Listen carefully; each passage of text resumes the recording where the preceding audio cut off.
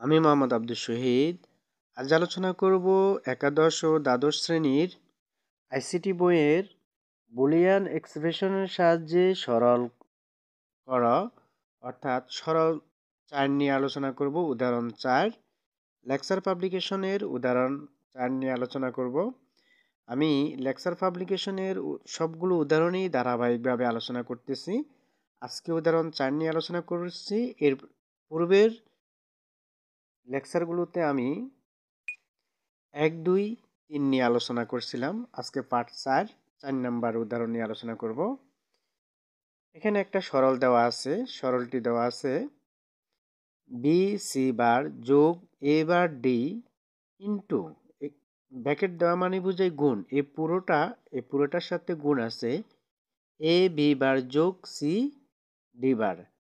তাহলে আমরা গুণ করে দেখি সমান সমান বি সি বার আর হচ্ছে এ বি সি বার আর এই সম্পূর্ণটা আমরা গুণ করব। এই সম্পূর্ণ অংশটা এ বি বার। তাহলে বি সি বার এ বি বার গুণ করলে আমরা জানি বর্ণগুলা গুণ করলে যা আছে তাই বসে যাবে।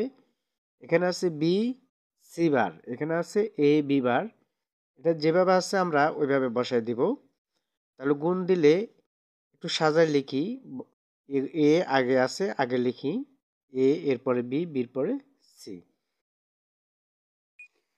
তাহলে আমরা গুণ দিই। এই বি আর হচ্ছে বি সি বার এ বি বারে গুণ দিলে হবে এ বি বার, এ বি বার লিখলাম। আর আছে B C bar, B C বার।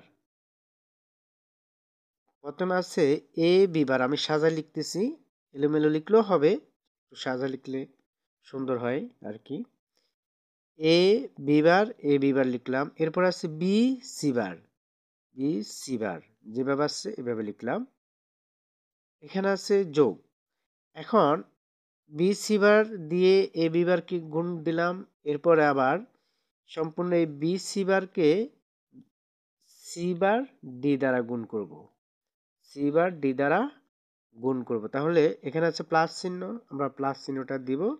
দেওয়ার পরে এখানে আছে B C bar C D bar, যেভাবে আছে আমরা ওইভাবে বসাই দিলে হবে। তাহলে এখানে আছে বি সি বার, আগে এটা লিখলেও হবে, এই অংশটা লিখলেও হবে। যেহেতু বি বর্ণটা আগে আসে এজন্য আমি বি আগে লিখলাম। এখানে আছে B C bar, B C bar. এরপরে আমার এখানে দেওয়া আছে C D bar, C D bar. তাহলে এটাকে এটা দিয়ে গুণ করলাম, আবার এই অংশটাকে এই অংশ দ্বারা গুণ করলাম, এই অংশটাকে এই অংশ দ্বারা গুণ করলাম, আবার বি সি বার দিয়ে সি ডি বারকে গুণ করলাম। এরপরে আমরা এ অংশটারে এটা দ্বারা গুণ দিব। এখানে আছে A bar D A B bar, A bar D আর এ বি বারে গুণ করব। গুণ করি আমরা। এখানে আছে এ বার ডি, তাহলে আমরা এটা লিখে দিব প্লাস, এখানে যেহেতু প্লাস চিহ্ন আছে প্লাস দিব, প্লাস এ বার বি। আমরা যদি সাজা লিখি তাহলে এ বার বি বার ডি হয়। আচ্ছা এভাবে লিখতেছি। প্রথমে এগুলা লিখি, এ আছে এ বার দিব, তারপরে এখানে একটা এ আছে এ, শুধু এ, এ লিখলাম।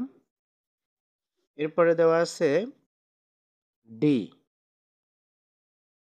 সরি বি বার আগে লিখি, যদি আমরা সাজাই তাহলে বি বারটা আগে লিখব, বি বার। তারপরে আছে ডি, শুধু ডি। এরপরে আমরা আবার এই এ বারকে এ bar D K C D বার দ্বারা গুণ করব। তাহলে হয় মাঝখানে যোগ আছে, যোগ চিহ্ন দিব, যোগ এ বার এ বার, তারপর সি আছে সাজা লিখি, সি আছে সি দিলাম, সি। তারপরে দেওয়া আছে ডি, ডি ডি লিখলাম। এরপরে আবার ডি বার, ডি বার লিখে দিলাম আমরা। এর পরের লাইনে কি করা যায়, এখানে একটা সূত্র পড়ে, সূত্রটা হচ্ছে এখানে দেওয়া আছে A B bar B C bar, অর্থাৎ সবগুলো গুণে আছে A bar into A into B bar into B into C bar. তাহলে আমরা একটা সূত্র জানি, সূত্রটা হচ্ছে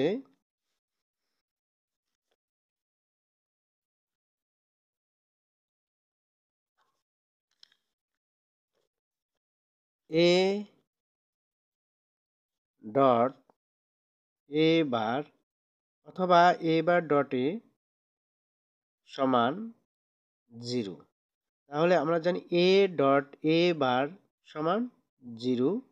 এটা একটা অ্যান্ড গেটের সূত্র, আমি দেখাচ্ছি। যেমন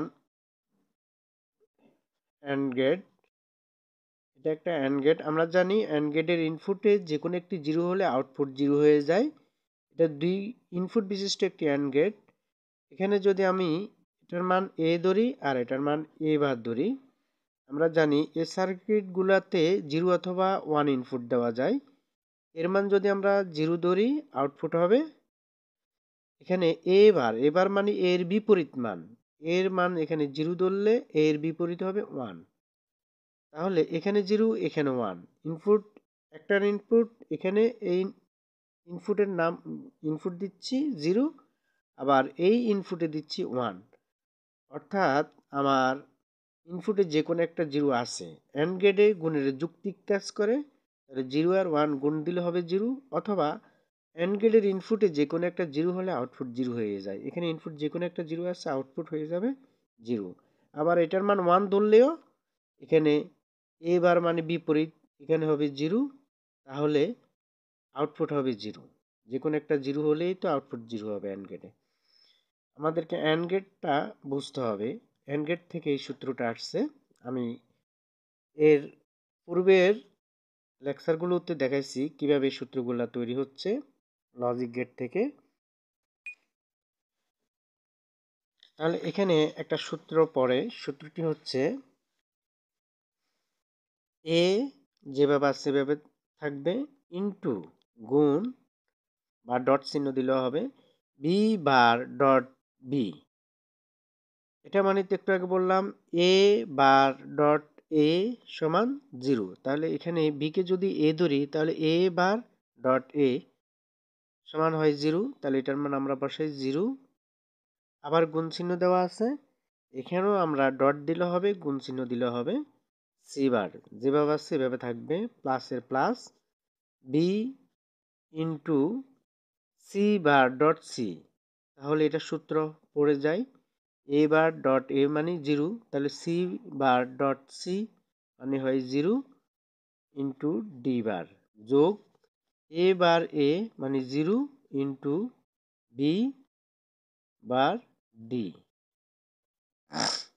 যোগ A bar C into 0, D dot D bar হয় 0 সূত্র থেকে। এই লাইনে আমরা সূত্র প্রয়োগ করলাম, সূত্র, আর এই লাইনে আমরা গুণ করলাম, গুণ। এই লাইন থেকে লাইনে গুণ করে আসছি, এই লাইন থেকে লাইনে সূত্র প্রয়োগ করে আসছি।